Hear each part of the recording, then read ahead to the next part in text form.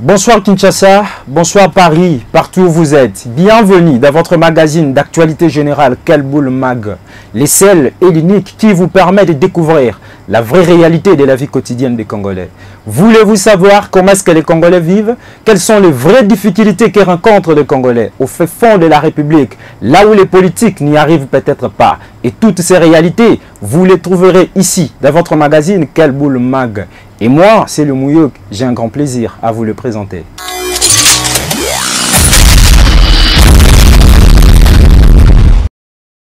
Marche ya INC, boyebi ba cadre na ba militant ndenge bazo continuer toujours ko réclamer que Vital Kamerhe azali innocent. Lelo babimaki na nzela pona ko lakisa attachement na bango bazo continuer toujours ko za na pa ya Vital Kamerhe. Mais babimi boye bakutana la police suka na dégâts boyebi nde sukaka. Reportage.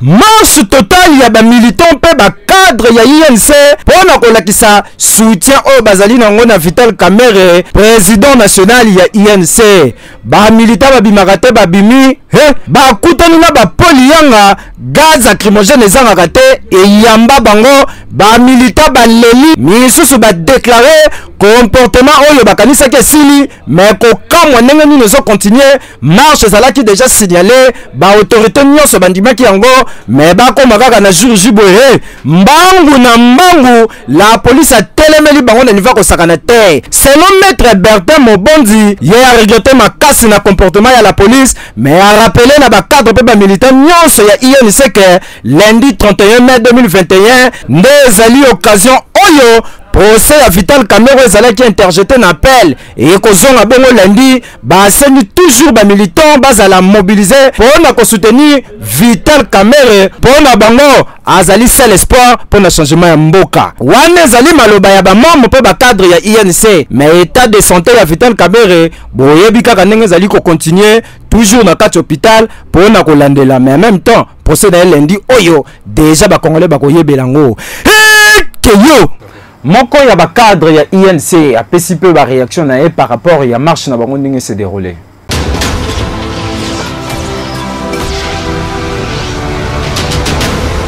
Réaction na biso ezali d'abord kokumisa nzambe kotonda nzambe oyo a permettre que na mokolo ya lelo to kobisa marche wana pacifique ya ko exprimer devant la face du monde acquittement pur et simple de l'innocent Vital Kamerhe parce que le dossier est vide et comme bako bandela le dossier wana le 31 déjà to lancer monde entier message que le monsieur est innocent et la justice naka a quitté pour que a rejoindre union sacrée et ba continuer kobongisa mboka elongo na ba ninga na mosusu. Toko senga kaka na bakonzi ya la police baye ba ko kebisa ko yelakisa na bandeko na biso ya bapulusu mosala nini basengeli kosala marche pacifique elobi nini nepe marche ezali ezali autorisé na constitution na biso ya mboka. Marche nyonso oyo INC na balie na ye basalaka etikala jamais ko bebisa biloko ya bato, kotumba mituka ya bato, koboma bato, mais pourquoi ko disperser bango bato bazo ko manifester kaka joie na bango, soutien na bango na oyo azali leader na biso Docteur Honorable Vital Kamerhe. Procès ya Delphin Kayimbe général wa utaki kokufa boyebi ke makamna ezalaki na justice ministère public azo continue toujours koloba asengi na veuve ya Delphin Kayimbe madame Brenda Kole ifaza la sévèrement puni o ezali basuwe na ye. Tolanda na reportage.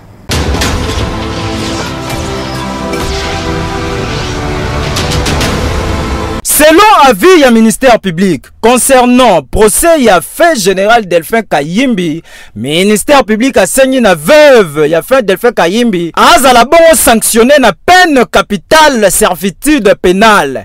Pour selon ministère public batali ici que madame Brenda Okale ye azali bongo complice na liwa ya général Delphin Kayimbi. Pe ministère public approuvé pe a qualifié que liwa ya Delphin Kayimbi ezali bongo babengaka na droit homicide volontaire, c'est-à-dire ezali liwa moko voulu par Batu, soit babengaka ngo assassinat, crime, topé meurtre. Donc liwa ya Delphin Kayimbi ezali liwa oyo batu babomaki ye ezali te ndenge famille na bazali koloba kufaki na hôpital. Kaka na même dossier wana avocat ya madame Brenda Okale azali bongo veuve ya fait Delphin Kayimbi ye a rejeté nyonso proposition pe souhait ya ministère public. Au contraire ya talisi ke Delphin Kayimbi ye ami kufelaki na déjà na hôpital ya cinquantenaire, contrairement na rapport oyo justice militaire a publié qui concernant autopsie pour na liwa ya général Delphin Kayimbi.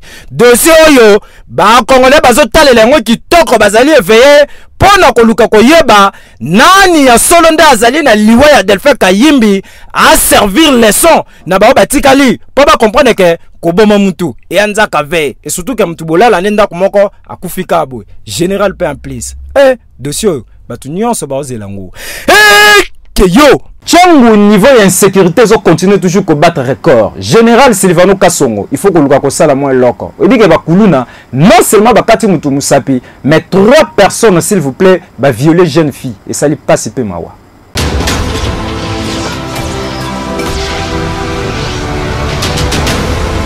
Tala balianga ndo mukolonga ndo lio esko oyeba. Oyo bozomo nazo lela makasi be na kati hôpital. Azali mutako yoke la mawate bango bazali ya kirimo bimba awa wa katakata ni niva ko sakana te soki bazio na butu macheti menga niva ko bimela yomo kuto ko zo même pas idée babeta ki cop na masane c'est-à-dire bazali kirimo bimba ya kuluna bango bakenaka déjà commis créer les relations na bango na kati prison bendaka boule bakuluna bake prison bake kuna bako sa ki camaraderie yo kasi froid malamu ebima lelo bebeli bango mibale babimi kaka be bakenda cop na bango soki ba yibaki nani baya bo mbutu o masa yo changa 5000 o yo changa 10000 te muninga na Michel ka bobika bakulula ba 50 bimisa lichette tia azengi musapio bozali ko mona betane makile zali ko bima bazo tonga ya zali ko lela basilisaki wana te kiro bozo mona bazo bimisa boye bana ya mabe bakei kimbacheke bakoti na kati ya famille donc baonde bazali boye ba criminel munene ba botoli ba yibi ba sengi jeune fille au pesa biso 20000 francs boye bika na Kinshasa bana basi batu bakoma ko bunda na bango na mikata na coin alongoli mbongo ndambo zaki na ngwa pesi ekokite bango ba insister kaka baleka mbeka mwana mwasa batalobi na pesi bino mbongo ya bochela ngana se rien kata nenga bazali komona be bayoka kate kaka baleka mbeka baleki jeune fille mbeke sali pasi pe ma imaginer kaka 3 garçons pe ba garçon ngo ya bakuluna baleka jeune fille mbeke koki ko zo même pas idée c'est-à-dire ba violer 3 personnes mobimba jeune femme leli abengi la police tinenga bomoni azali ko s'expliquer boye bazalaki 4 personnes ba côté vers ba 1 heure à 2 heures bazi ba bimisi biso libanda misatu bake ba violer biso moko ale to bakei to vandi wana to koti na ndako to vandi après ba 4 heures na bimi libanda na yebi ke 4 heures déjà za tongo etani batu balekaka to na bimi na vandi boso beto na nata we 2 garçons ba oyale moko bimisi nga lichette nga kata ko crier na crier batu ba yebele nzoka ba posé bazana na sima balandi bango moko akimi nde bazui moko o. En tout cas la police faye ba ko sala musala na ye poso ko sali malamu te papa niveau te ya criminalité zo matana Kinshasa ko ki même pas ko zo idée général Silvano Kasongo bataboy il faut ba ke musika pour ba servir leçon na ba batikali ya la normalité que yo docteur Benjamin Tatete boyebi ke TVC médical azali wana pona ko sunga bino bato boza na problème ya mbasu ba pote continue toujours ko déranger na place bo kenda ke na pas ba maman kuna bazo betango dada na niveau ko sakanate et puis ozu guérison.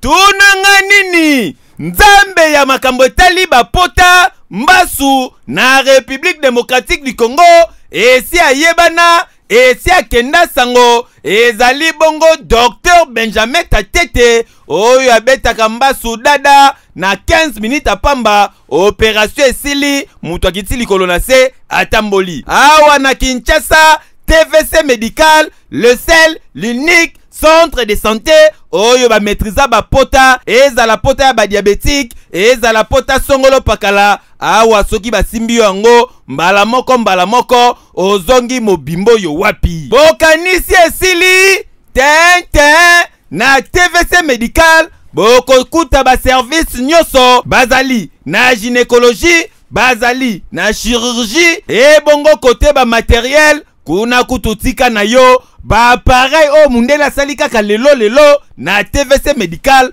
okozala nango. Na TVC Médical propriété ne propriété awa soki okoti okokanisa koza na mikili ya poto rien à envier na ba oba kina kozwa soin libanda ya mboka. TVC Médical osilisi kisakata kiduka na kisema ya okende kozwa soin na libanda ya Congo. TVC Médical mosika te na avenue Kenge numéro 77 commune ya Ngiringiri oza mobimba okoti ozwi ba soin de santé na yo. Keyo! Oui! Délégation ya SNEL bakitaki na boma pona kokuta na maire ya ville kosolo la makambo etali compteur ya prépaiement ndenge nini ko se dérouler. Reportage signé David Ntsala.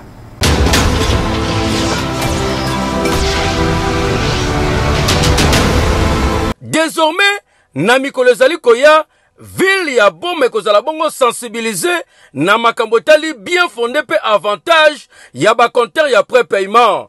Na cadre ya politique na ye DG SNEL alingi cette fois-ci il faut population ba kota bongo na compteur ya prépaiement po na kosilisa likambo nyonso yaka ya ba réclamation o biso tozoki courant malonga te facture ya SNEL yaki cher po na esila esengeli na population basela bongo bayamba ba compteur ya prépaiement. Na même cadre, délégation yaki awa na ville ya Boma, esika wapi, M. Henri Vika, Oyo, azali chef de centre pe de coordination, pe distribution, ya SNEL ya Boma, elongo, na Bob Mbombolo na Désiré Baleka, bango nyonso bakende bongo komona, maire ya ville ya Boma, Madame José Nyongo Ntsomi Oyo, azalaki na esongo makasi ya koyamba bango, na audience oyo babetaki masolo ya ndenge na ndenge. Na kati ya masolo na bango, protection ya installation ya SNEL ebetamaki na kati, surtout likambo ya bien fondé ya ba compteur ya prépaiement, yango nde ezalaki na centre ya masolo. Après koso na bango na suka, Madame Marie-José Nyongo Ntsomi Oyo, azali maire ya ville ya Boma, a communiqué pour na ba Kinois, pe na ba Congolais nyonso na Lingala. Mais la problème au banquier biso ya na compteur prépayé au CPI na mongi pour être moto na moto azala responsable de la consommation na ye pour akoka kofuta na motu ya oyo courant auti ko salela oyo ya la forfait oyo population azala reçu na moti biso oyo tozo kamba ville na impulsion ya chef de l'État Papa Félix Antoine Tshisekedi Tshilombo tondeni programme oyo toko accompagner yango pour être Papa Félix Antoine Tshisekedi alobi le peuple d'abord. Le peuple d'abord wana elobi mwana azwa courant. Tant aux courant salela moya malamu salela mona makoki na yo soki pe o gaspiller au pays au futa ebele soki pe o saleli yango muke tambola nango na ndenge ya makoki na yo po ete population nyonso bazala. Ndenge moko pe chef de centre ya coordination pe distribution ya SNEL na ville ya Boma Henri Vika abakisi boye. Tango zote kofuta eloko kofuta mona osoma mona sakite na omo. Santo ce que disent Bakimo mais eloko to na la population adhéré na parce que tant aux compteurs na yo ya paiement aux a gérer yango bien. Ebige a courant na ngai oyo naza ko utiliser yango na somme.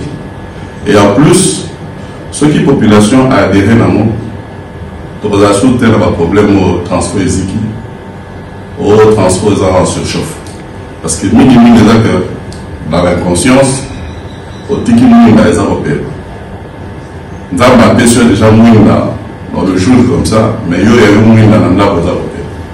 Alors avec un compteur après paiement nakanisi ke motu nyonso avoir utilisé le courant d'une façon rationnelle et que avec beaucoup d'économie parce que au foot d'amour on va ramener nous on passe. Et aussi ça m'a la réclamation de facture. Oui, parce que mingi batbaya oh non facture les autres boche mingi za kutuyami.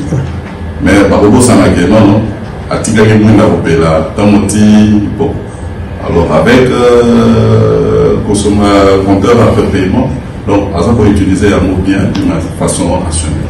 Tala, Bondi Melangai, population nyonso ya Congo ya Kinshasa partout aux Ali, il faut qu'on dimape ko sepela na système ya ba compteur ya prépaiement, yangonde ko sala ke yomo ko ba ko économiser énergie na yo, kaka oyo sombaki yango okosalela. Avec ba compteur ya prépaiement, fini, o facture ya ki cher.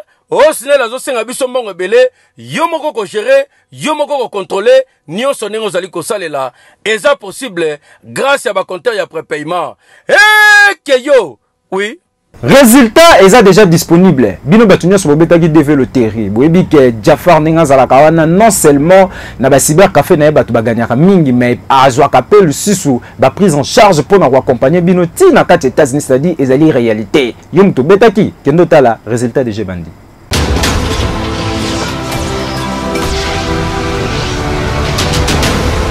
RDC Mobimba Congo Brazzaville na bandi pour la nuit sur cyber café Jafar toye pa na bino pour na rosala bino point sur ba loterie autobetaki l'année passée lelo ba résultat ngo komi disponible on a bina le canal informé bino ba ke ba résultat komi disponible pour na ko vérifier ba résultat au senga na yo autobetaki devena na cyber café Jafar.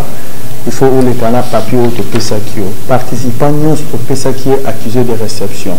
Il y a un monde vous permettre de vérifier les résultats. Yo personnellement, vous avez un cyber café Jafar, vous avez un papier Oyo, et vous permettre de vérifier les résultats. Vous profitez de l'occasion où les résultats sont parce que tu vas fier, tu vas devenir un cyber café Jafar, tu vas passeport.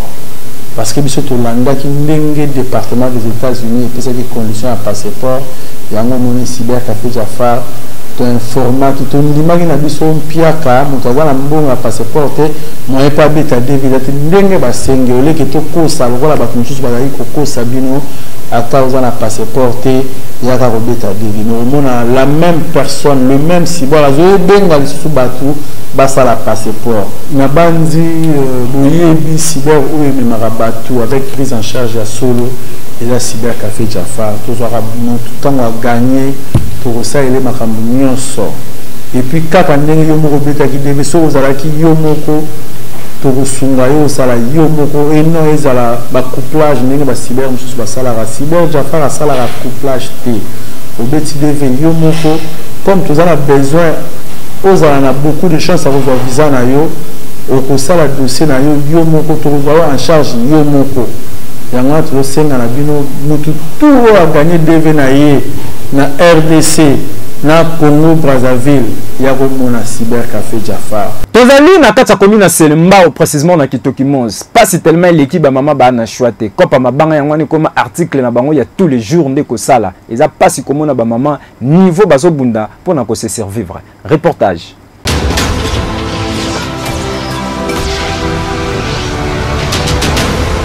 ezalaka gagne pe na ye c'est-à-dire article 15 cop oyo bokolaka nango famille na ye ezalaka ya kokende kosomba bamwalo na Kintsuka po aya nango awa na carrière na ye na libula Kitoki Mosi na komina Selembao awa nde esika labo ezalaka botala ndenge nini azobuka yango ekomi bakayas asalaka ye moko te azalaka accompagné na petit frère na ye na bana oyo ya basi mibale bomoni ba adolescente boyende basalaka musala kitoko sima robuka yango awa sikoyo ba placer yango na ba sac sac moko etekamaka 5000 francs. Bana oya basi pe bakota na bango déjà na copie ya mama na bango soka ba outil classe balongoli uniforme ba ebi ke il faut ba rejoindre mama awa na libulu na carrière na bango esika bango nyonso bayaka ko coopérer poso basali boete bakolia ndenge nini boka communication mama salaki na micro ya magazine na bino Quel Boule Mag kenda kosomba toye to panzango to tina basaki to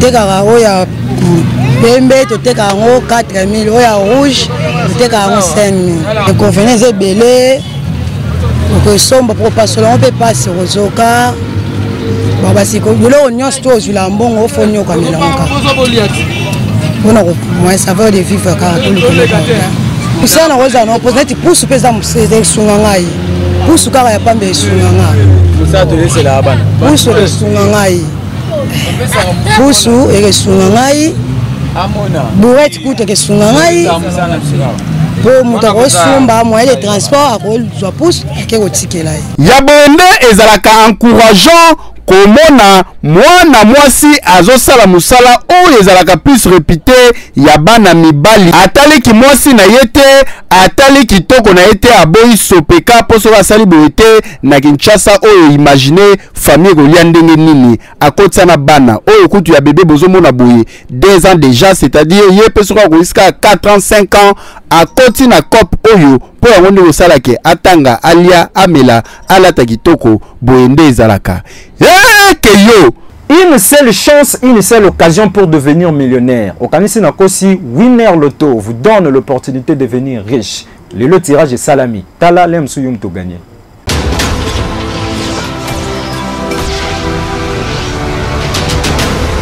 Winner.bet présente Winner Loto.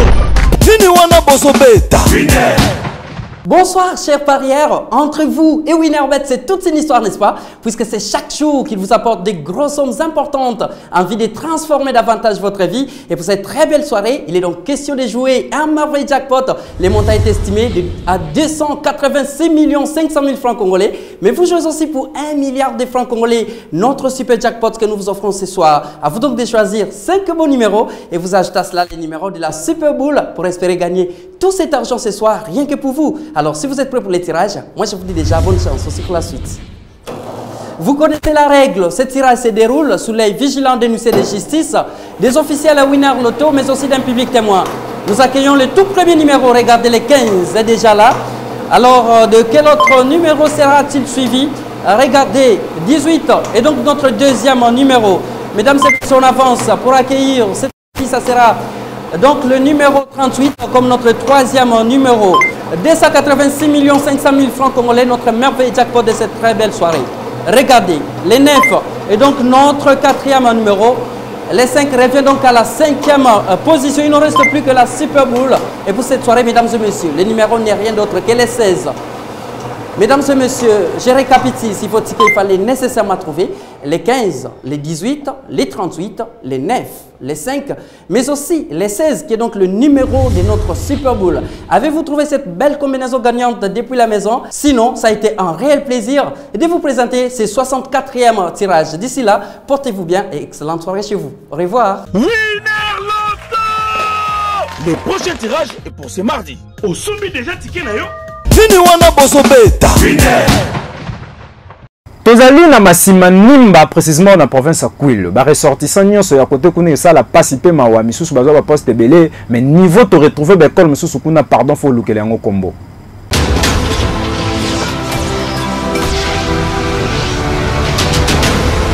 En tout cas tambola na République démocratique du Congo mona makambu na yo tozali na province ya masima nimba bota la bino moko école oyo kombo nango epe muboko ezali école ya lelo te ezali école ya kala bato ebele batanga awa babima ba ministre ba député kasi une fois comme autorité apesi yango mokongo tout la mwisi ya zaza aye na Kinshasa tunaeka otanga wapi akosa yo o collège Songolo collège Pakala nzoka avana na baba oyo bota la bino moko caméra ekoti na kata salle engai ema botala tableau bakanga yango basinga ndenge kaka babaka Yesu na ekuluzu ebongo botala eta baban awa baya malongi ezate bambunde bambu bacha mwa planche pour nous permettre mwana akoma tobimi libanda awe ezali rassemblement ya élèves boyoka bana bazali koyemba français yoka bango.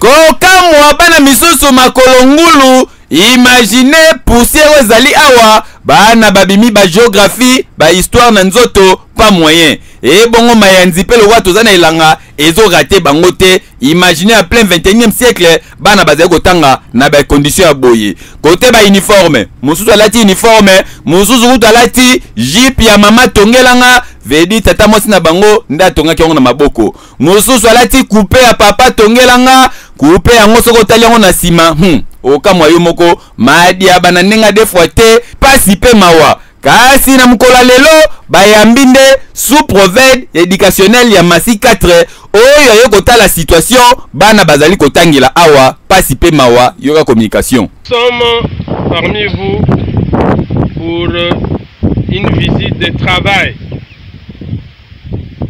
Notre travail ne va pas se focaliser seulement au bureau. Nous avons ce qu'on appelle l'itinérance, voir, palper, toucher du doigt les réalités de chaque école. Papa ministre, ya EPST, son excellence Tony Mwaba, tala devoir batikela yo yango yo. Congo, esuka na Kinshasa te, tango otambola na batenele ya Gombe, yebara pe epe moboko ezozela yo. Oku na masi, ebongo tambola bakata kokombe, tambola bachichanku na bamiabi kuno komona makambu na yo. Papa, ozana musala makasi. Po ba obalekaki. Basali na bango, ba 2 millions na poche, bakie nango, yo ya kobongisa. So bongisi te na 100 premiers jours, to sa elo bilan. Ekei! Bobi ke DSMP o azalaki bi gagna mais niveau comme ko polatina fibre ils ont tout cas déranger même ba supporters mususu.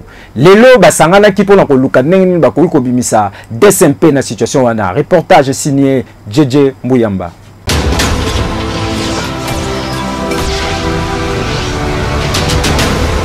Crise o ezali ko persister na kati ya Daring Club Motema Pembe nde salaki ke batu nyonso balingaka imana basangana na réunion monene oyo ozali komona pona koyeba koevalue kobeta masolo pe koyeba nini ezali kosala ke Daring Club Motema Pembe évolué te bino moko boyebi depuis un certain temps imana surtout na ba compétition africaine bakendaka lisu musika te basukaka na 8e rilimete veut dire na 8e de finale. Et bongo tong balandisi ba défaite ba polikutu na fibo yango batali gauche batali droite balobi non les linge sale c'est la en famille yango basangani awa pona koluka kobongisa makambu pe baloba na ba vérité imana na bango ekende liboso kasi pona ba plupart balobi ke ba défaite pe ba yombo nyonso ezali kolanda imana ezali responsabilité ya président Vidi Echimanga oyo apesaka bango ba promesse ata moko a réaliser te et puis ba défaite oyo nyonso yenda za au terme nango yoka communication. Est-ce que pona kolobaka na Chimanga président okokite tikela biso imana bozo banga nini? Moi je viens pour souligner mettre point en rouge Chimanga tika imana. Premièrement olinga koyamba batu na téléphone te na ebité quand on parle d'un chef c'est que batu bazali mokonza ko zala te soki azali na batu na simana yete oza mokonza banzete te oza mokonzi ya batu. Président Chimanga aza imanien andeo ya makambo to reprocher ya ma gestion aza ennemi na biso te oyo nyonso ezali koleka na kati ya club ya vert blanc rouge ezali kosenga ke ba dirigeant pe ba comité ba supporters ba yeba ko vendre sika moko ba loba na ba vérité pona kobongisa club oyo po ali ouvre les choses imanoyo ekobota deuxième fibo ka ndenge bandaka yango pe komokende e normal te ekei Page rose na kalbulu ya mokolo ya lelo. Tika to souhaiter heureux anniversaire na Ben Vindo Bongo depuis Autriche. Nzambe ya Philippe Plein Boyebi. Moto na moto la kane lamba parti Autriche kuna bayebi ke Ben Vondo ne Nzambe ya Philippe Plein lelo ko yinda parce que kozala fête kozala na niveau ko sakana te. Kalbulu maga to souhaiter heureux anniversaire longévité na yo papa mtozali ko fêter. Année de plus, pas fait ta caca. Aujourd'hui c'est ton jour, nous nous sommes décidés de te faire le bonheur que tu mérites. Tu vaux tellement pour nous que le monde est sans rang. Poto Salobola, en ce jour si spécial. C'est nos cœurs qui te parlent. Nous te souhaitons tous les bonheurs du monde. Longévité, prospérité. We love you so much, love you so much. Na bastati basoris na biso lelo kakayo na yo. Love you so much.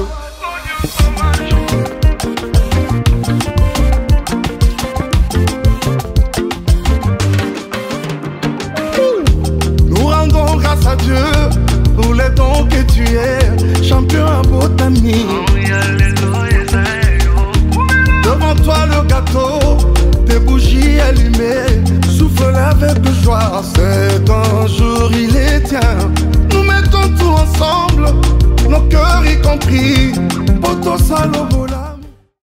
Joyeux anniversaire, Benvindo Bongo, autorité morale, au candidat Philippe Plein, na Katia Tirol, si c'est général d'effort, Bibende toujours, Tinasé.